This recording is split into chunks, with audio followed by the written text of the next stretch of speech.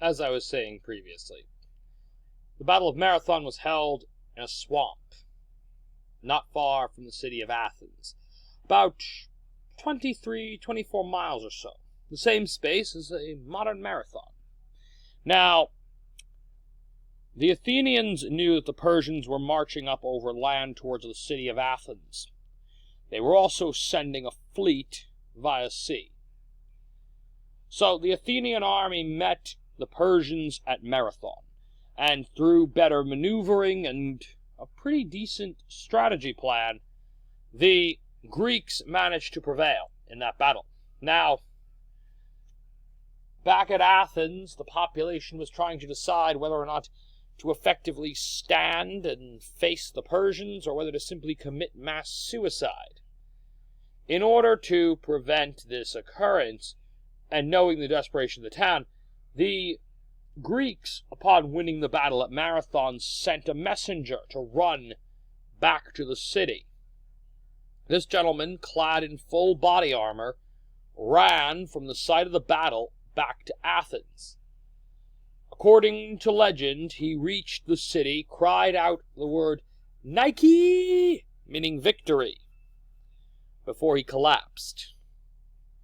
To this day, the term a marathon run is used to describe a run held over the length of distance that this poor soul ran while clad in full armor. Now, while the Delian League barely survived this battle, in later events, the Athenians would defeat the Persians at the Battle of Eurymedon, a colossal naval victory for Athens. However, Athens would find itself weakened after the events of the Peloponnesian War, an internal Greek war, not a civil war, because Greece was separate city-states, but a war between the Delian League, which came to be dominated by Athens and its allies, and the rival Peloponnesian League, which was mainly those city-states that allied themselves with Lacedaemonia, aka Sparta. And this war between these two major factions within Greece weakened the power of Athens, and Philip II of Macedonia actually enters Greek politics with a treaty known as the Peace of Philocrates, which was a peace treaty that worked to end some of the final conflicts associated with the Peloponnesian War. Now, Philip would later be murdered by several of his nobles, and was succeeded by his son, Alexander the Great. Now, Alexander the Great created this massive empire that stretched from Greece all the way to India.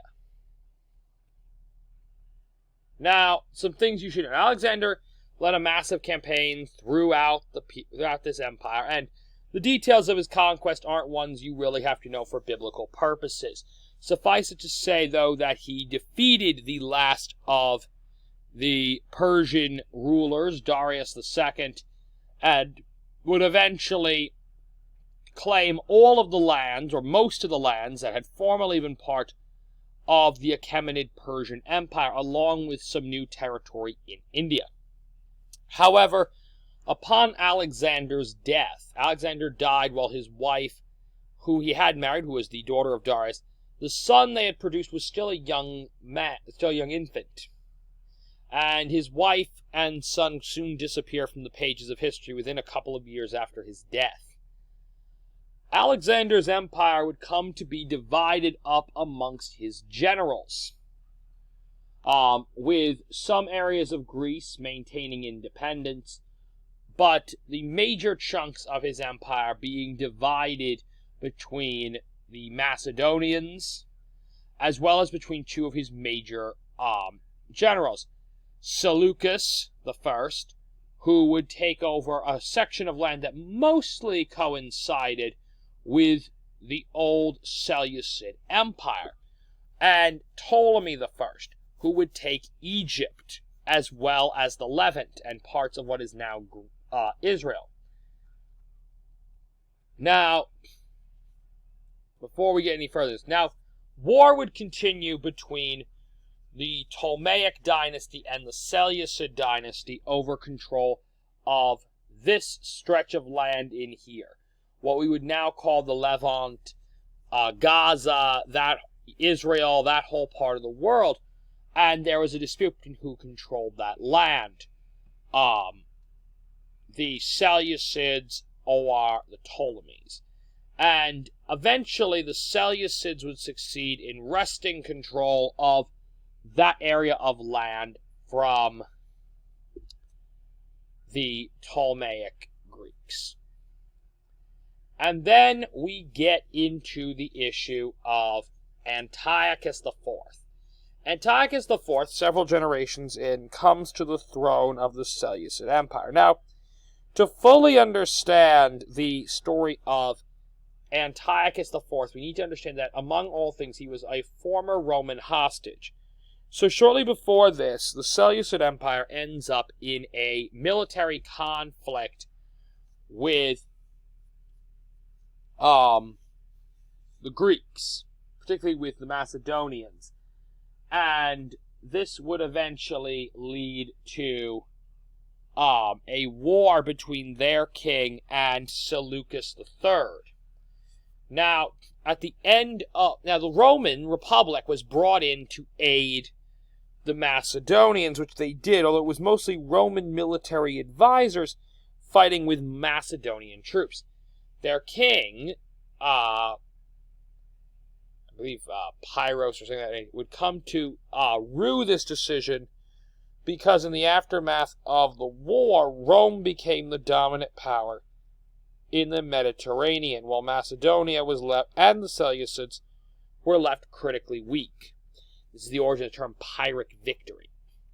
Now, at the end of the battle, the Romans exacted several conditions from the Seleucids, one of which was a promise never to set foot again on soil of the Greek mainland.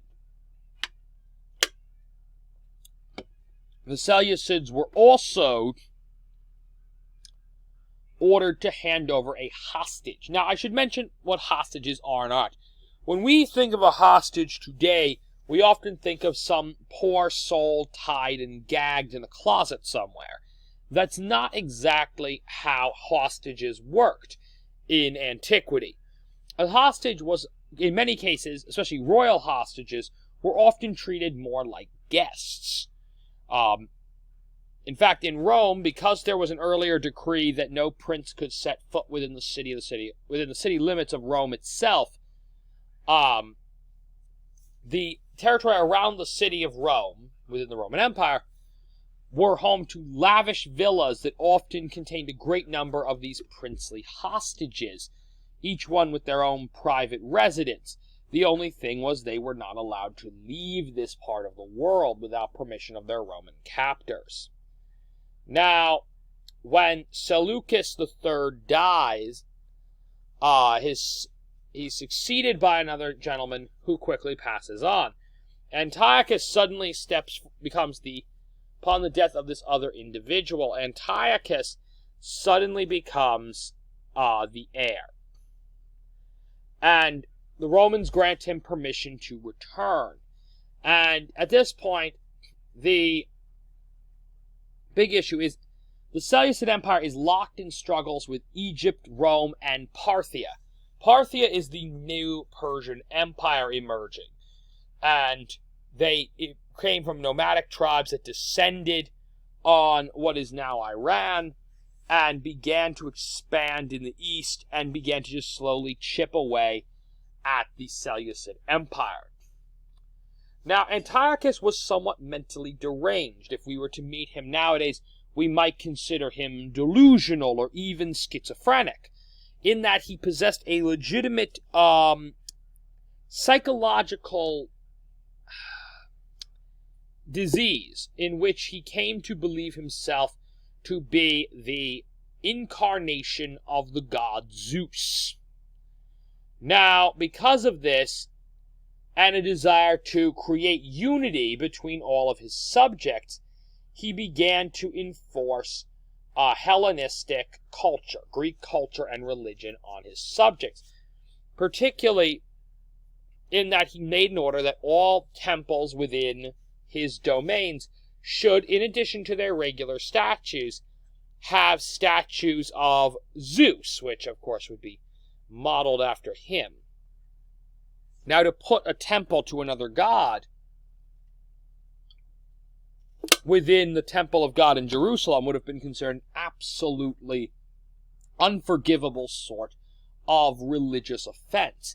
And this is just what the sort of desecration that Antiochus orders done to the temple in Jerusalem. He also outlawed Jewish religion and customs. This action led to the Maccabees' rebellion. And this was a Jewish revolt against the Seleucid Empire, led by the Hasmoneans, a family of priests in Israel. Now, it gets its title, the Maccabees' rebellion, because it was led by Judah, or Judas in the Greek, Maccabeus, which might be Greek for hammer, we're not sure. And he was the son of the high priest Mattathias, in Hebrew pronounced Netanyahu. Now, the Jewish people would successfully rebel from their Seleucid overlord, both with the help of God and several acts of divine intervention, as well as some well-placed international alliances with the Roman Republic. And there's a little bibliography so you can see where I copied images from and where I got some of my information. So I hope you all enjoyed that segment.